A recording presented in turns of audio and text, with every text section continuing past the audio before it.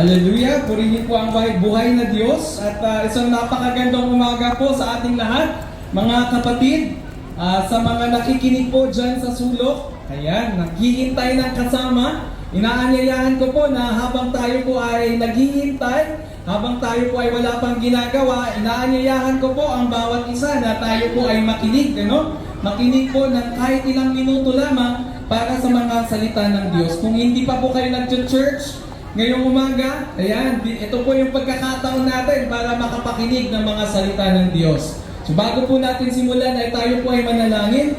Ama namin nasa langit, sa matamis na pangalan ng aming Panginoon na si Jesus, maraming salamat Panginoon sa patuloy po na pagkilos Diyos sa bawat buhay ng narito ngayon at nakikinig sa oras na ito. Maraming salamat Panginoon sa bagong umaga, bagong kalakasan, bagong pag-asa, bagong pagmamahal, Panginoon, na ipinaggalob niyo sa amin sa umagang ito. So ngayon, Panginoon, as we lend our hearts to you, Panginoon, dalangin ko po na ikaw po ang siyang mangusap sa bawat puso ng makikinig ngayong umaga, Panginoon. I pray that you continue to convict each one's heart by the power of your Holy Spirit. In the mighty name of Jesus we pray.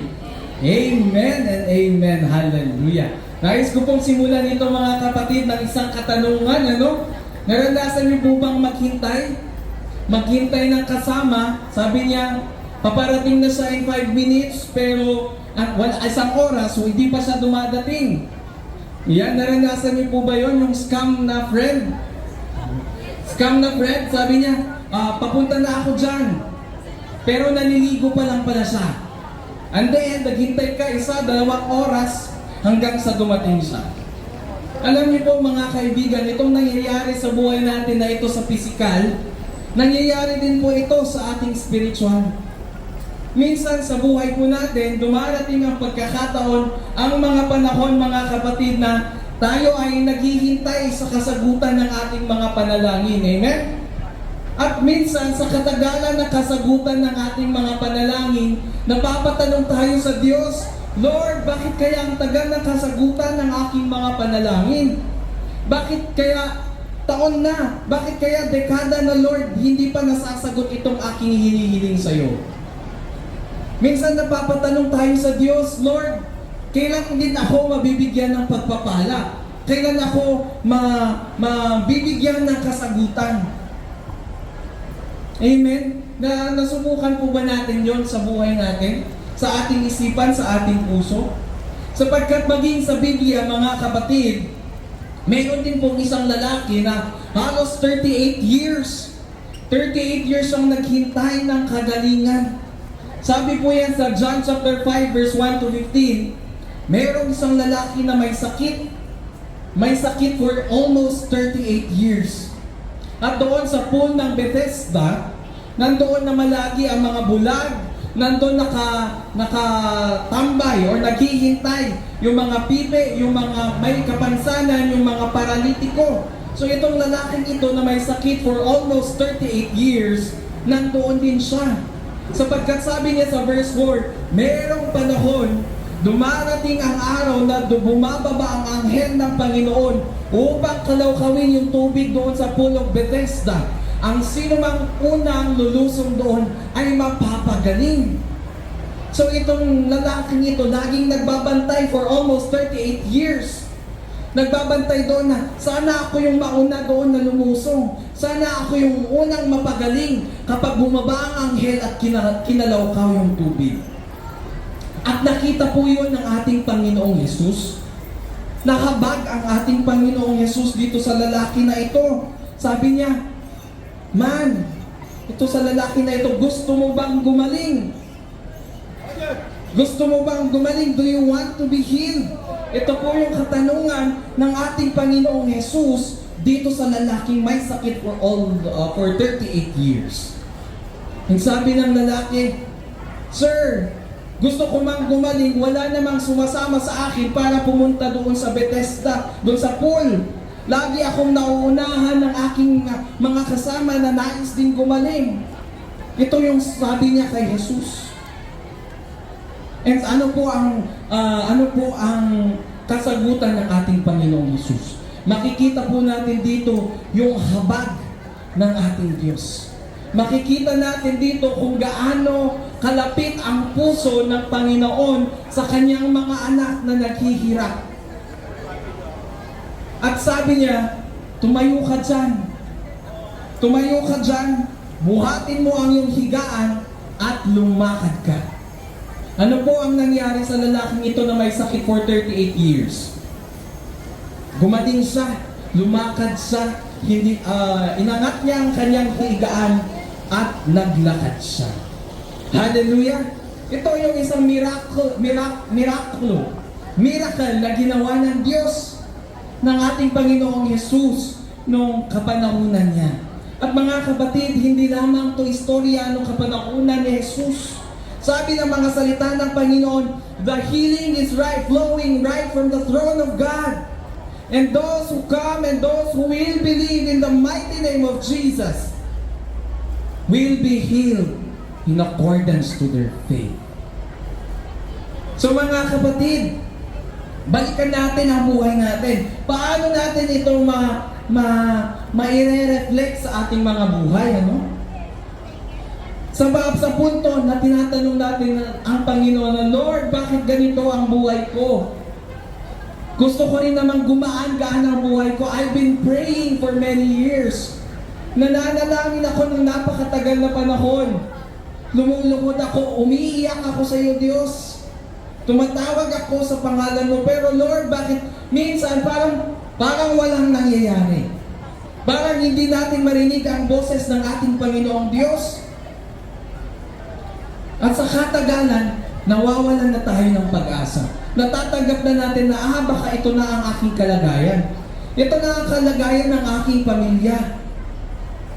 Pero mga kapatid, kagaya ng pagkahabag ng Diyos sa lalaking ito na may sakit for 38 years, over 33 decades. Kagaya ng pagkahabag ni Jesus sa lalaking ito, mga kapatid.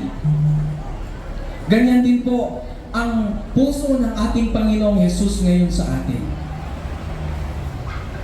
Nakikita po ng Panginoon ang sitwasyon mo. Nakikita po ng Panginoon ang kalagayan mo ngayon. Kung ikaw ay may bigatin sa buhay, nakikita po ng Panginoon yan. Kung ikaw ay nangangailangan ng kagalingan, nakikita yan ng Panginoon. Kung ikaw ay nangangailangan na makawala sa isang toxic na relationship, kung nakikita rin yan ng Panginoon. Kung ikaw ay nangangailangan na makalaya mula sa pagkakatali ng makamundong gawain, nakikita yan ng ating Panginoon. At nahahabag po ang Diyos sa kanyang mga anak, those who come into the presence of God and will call upon the name of Jesus and ask for healing. Ask sa ating Panginoong Jesus. Kaya nung tinanong ni Jesus ang lalaking ito, gusto mo bang gumaling? Ito din po ang katanungan sa ating mga kapatid.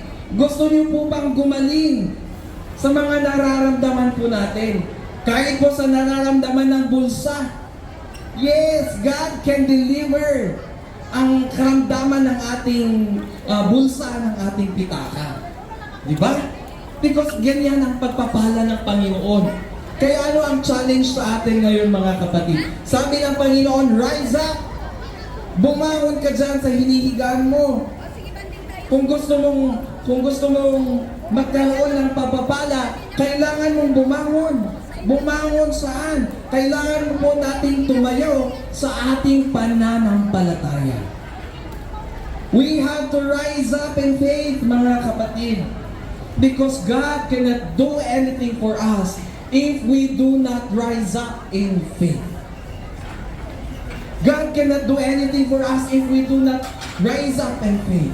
Manampalataya tayo, mga kapatid, at magtiwala sa ating Diyos. Marahil sa taong imposible, sabi ng kapitbahay mo, imposible. Sabi ng asawa mo, imposible. Sabi ng anak mo, imposible. Pero sa Panginoon, walang imposible, mga kapatid. We just need to come into the presence of God. Tumayo po tayo dyan sa hinihiga natin at tumayo tayo sa ating pananampalataya. Because God can deliver us. God can rescue you. God can heal you. God can break the chains of bondage na nakatali po sa ating mga paa. We just need to stand up in faith. Kailangan po nating manampalataya. Ano po mga kaibigan? Take up your mat. Buhatin mo yung higaan mo at pumunta ka sa presensya ng Diyos. Buhatin mo ang higaan mo, sabi ni Jesus. Baka matagal mo na pong hinihigaan yung problema na yan. Matagal mo na pong hinihigaan yung sakit ng loob mo. Sakit tinakam, Ilocano. Sakit sa... Hindi naman sakit sa isip, ano? Pero sakit sa loob. Na ikaw ay nasaktan 10 years ago. Hanggang ngayon, hinihigaan mo pa rin yan. The Lord is calling you to pick up your mat. Buhatin mo yung problema mo. Buhatin mo yung pagkakasakit sa iyo. At pumunta ka sa presensya ng Panginoon. Amen? Matthew 11:28 says, "Come unto me, all you who are weary, and I will give you rest." This is the promise of God. Ang sino mang lumalapit at lalapit sa ating Panginoong Jesus, the promise of God, bibigyan niya tayo ng kapahingahan na hindi natin makahanap.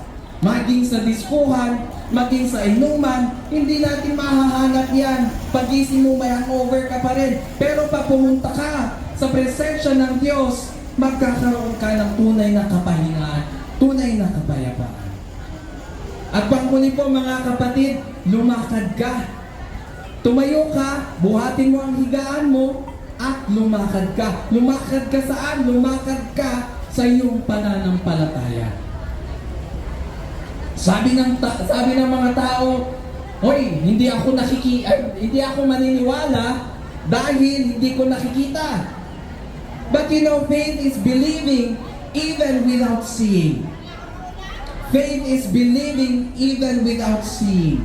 Ang pananampalataya ay paniniwala kahit hindi pa nakikita. So ito po ang ating panghawakan mga kapatid. All you need to do is to believe that the Lord can move for you. All you need to believe is that the Lord can heal you. All you need to believe is the Lord can provide for your family. All you need to do is to believe that God is there, that who can move the mountains for you. Amen? Hallelujah. Kaya mga kapatid, tayo po ay bumangon at tinatawag tayo ng Diyos. Bumangon po tayo sa ating hinihigaan. Problema man yan, sakit man yan, anumang karamdaman yan, tayo po ay tumayo at lumakad tayo sa ating pananampalataya. Amen?